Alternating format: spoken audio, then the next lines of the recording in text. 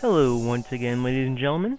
This is Nathan Petrillo for Leviathan.com, and I'm bringing you a look at the Transformers Fall of Cybertron DLC that is available at this moment. The first pack we're going to look at is actually the Havoc pack, which was released day one of the game's release. Now, priced at $10, little steep, I gotta say. It does include some awesome favorites like Wheeljack, Ultra Magnus, but really nothing too special here, especially anything that adds to gameplay. Really just adds to the customization factor, which if you're like me, you're gonna love anyway. So for a Transformer fan, this is definitely a purchase. If you're not a hardcore Transformers fan, this one might be skippable. That choice is up to you. Like I said though, it does include some pretty cool customization options. While it does kind of suck that we had to pay for Blast Off as an option for the Scientist, it kind of makes up for it by giving us Zeta Prime from the War for Cybertron game. So really, you get 5 characters for $10, that's $2 each. Not bad. Especially, like I said, if you're a hardcore fan. And really, this is just my 2 cents here. Really have a hard time seeing Perceptor as a tank, but I guess, really, what else were they going to make him? Now, I've went through pretty much all the parts that you get for the robots.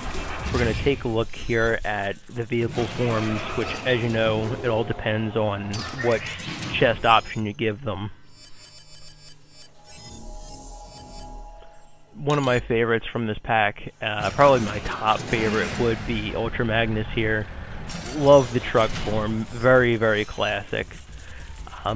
Second favorite would be, of course, Blast Off, who really should have been included from the start, but again, I won't go into that. Again, this is the Havoc pack DLC, the first pack available, but certainly not the only. The next pack is the Destructor pack, and this is the one that fans have been waiting for. One of the key features in the Transformers Fall of Cybertron game was going to be the inclusion of the Dinobots.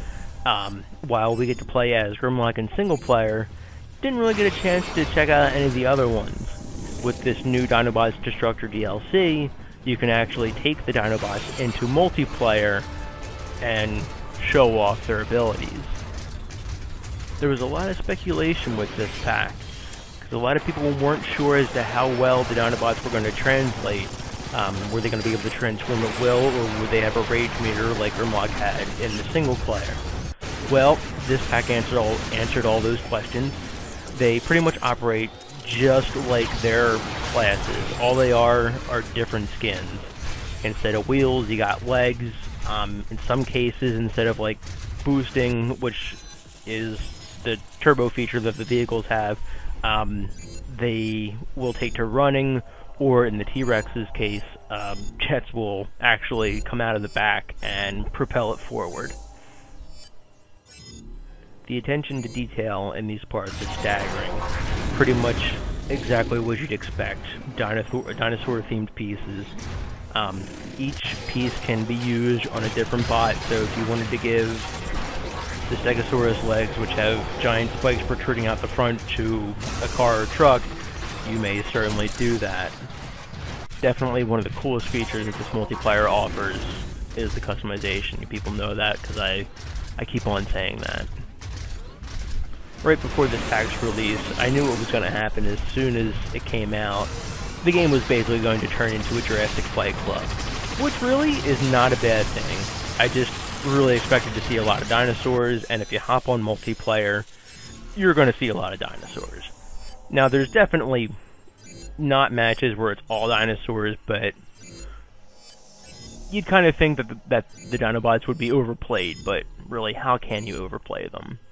Taking a look at the T-Rex, of course, one of the most anticipated. Really, really cool to play as one of these guys, jumping around, firing blasts out of your mouth, and of course just transforming, looking like Grimlock. It's pretty much every Transformer fan's dream. Now really, you'd expect the Dinobots to have a little bit of an edge over, say, someone who transforms into a car or truck, as the Dinobots are always portrayed as the more powerful Transformers. High Moon Studios did not take that route with them, and to be honest, without rebalancing the entire game, there's no way they could have. Kinda glad they kept it the way they did. That way everything's still fair, it's still the multiplayer that you're used to. You just get to look different. I'm sure you've noticed here that a lot of the parts for the Dinobots are a tad on the bulky side. Again, going back to classic roots there. As if you remember the old toys, they were definitely bulky. Really thought the pterodactyl mode for the scientists would be a disadvantage because you'd see the wings flapping. Haven't really noticed too much of a disadvantage. Of course, it would be the same as the helicopter blades on the Vortex body, but really actually didn't see that come into play.